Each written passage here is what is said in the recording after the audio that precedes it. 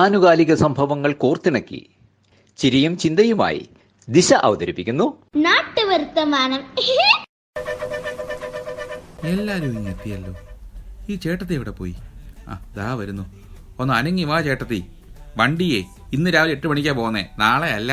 ഞാൻ അപ്പോഴേ പറഞ്ഞതാ ഈ പ്രായമായവരെയും കൊണ്ടൊന്നും പോകണ്ടാന്ന്. ഇപ്പൊ സമാധാനമായല്ലോ, അനുഭവിച്ചോ. മെമ്പറെ ഒന്ന് മിണ്ടാതിരി.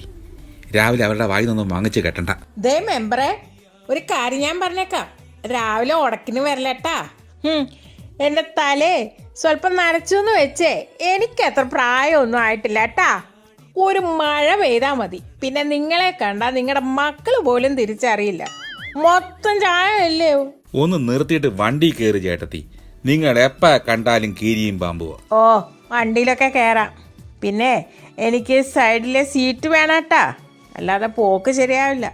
എല്ലാം ഉണ്ട്, നിങ്ങളിങ്ങി പോന്നാ മതി. അതെ, ഈ ടൂറൊക്കെ 2 ദിവസം കൊണ്ട് അങ്ങ് കഴിയും.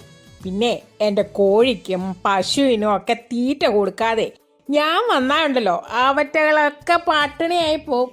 അത് പിന്നെ ചേട്ടത്തി പറഞ്ഞത് ശരിയാണ്. മിണ്ടാപ്രാണികളെ പട്ടിണിക്കിട്ടുള്ള ഒരു പരിപാടിയും വേണ്ട. ഏതായാലും മറിയച്ചേടത്ത് ഇങ്ങോട്ട് വന്നിരിക്കുക. നമ്മളെല്ലാവരും പുതിയൊരു വർഷത്തെ വരവേൽക്കാൻ പോവുകയല്ലേ. വഴക്കും വയ്യാവേലിയും ഒന്നും വേണ്ട.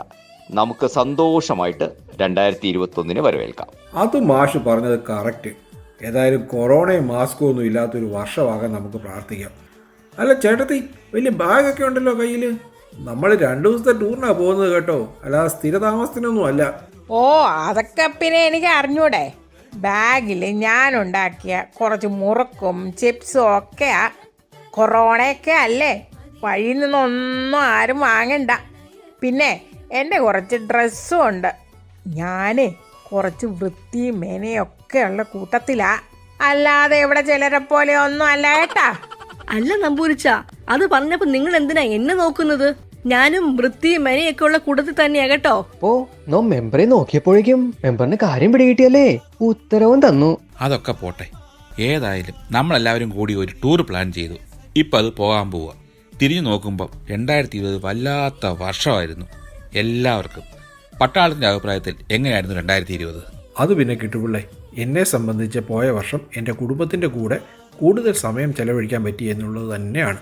കുറച്ചു കാലത്തേക്ക് രാജ്യസുരക്ഷാ കർത്തവ്യത്തിൽ നിന്നും വിടുതൽ വാങ്ങി കുടുംബ സുരക്ഷാ കാര്യത്തിൽ ഊന്നൽ കൊടുത്തു. രണ്ടും ഒരേപോലെ പ്രാധാന്യമുള്ളതാണ്. എന്നെ സംബന്ധിച്ച് നേരെ തിരിച്ചായിരുന്നു.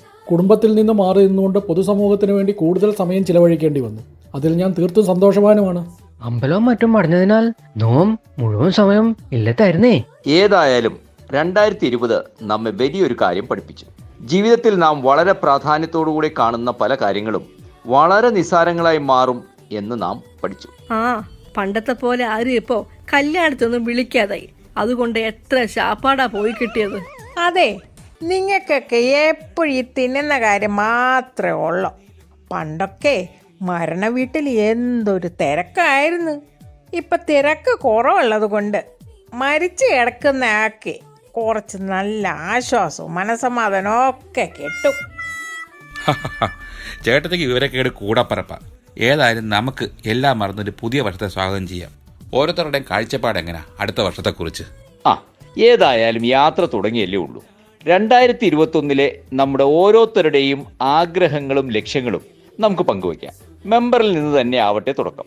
എനിക്കേതായാലും അടുത്ത വർഷം നല്ലൊരു ബ്യൂട്ടി പാർലർ തുടങ്ങണം. അതാണ് എൻ്റെ ഒരു ആഗ്രഹം.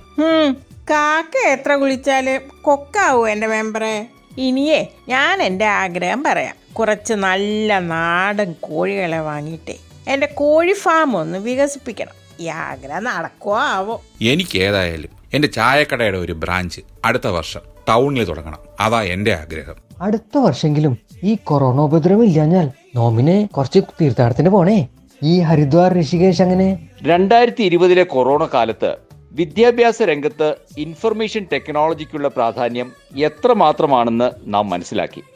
അതുകൊണ്ട് തന്നെ 2021 എല്ലാ വിദ്യാഭ്യാസ സ്ഥാപനങ്ങളിലും അധ്യാപകർക്കും വിദ്യാർത്ഥികൾക്കും വേണ്ടി കൂടുതൽ IT പരിശീലന കേന്ദ്രങ്ങൾ സ്ഥാപിച്ചു കാണാനാണ് ഞാൻ ആഗ്രഹിക്കുന്നത്.